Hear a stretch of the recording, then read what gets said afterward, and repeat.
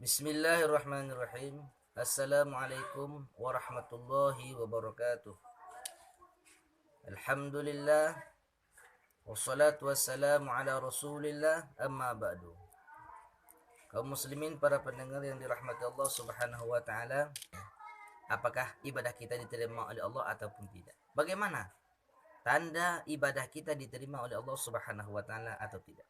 Pertama, tanda ibadah kita diterima oleh Allah Subhanahu wa taala, kita merasakan tidak memiliki sama sekali amal ibadah.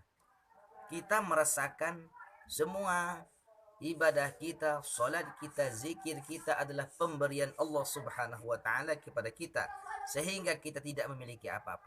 Semua adalah pemberian dan nikmat daripada Allah Subhanahu wa taala.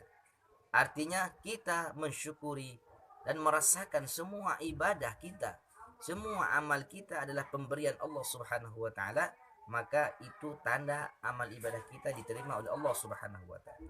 Lalu apa tanda amal ibadah kita ditolak oleh Allah Subhanahu wa taala?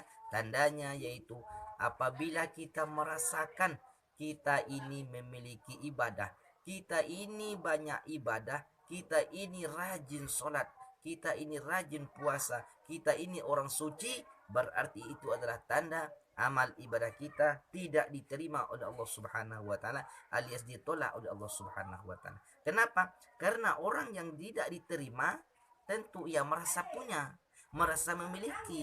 Kenapa? Dia ditolak. Ibadah tersebut ada pada dirinya, tidak diterima oleh Allah Subhanahu wa taala.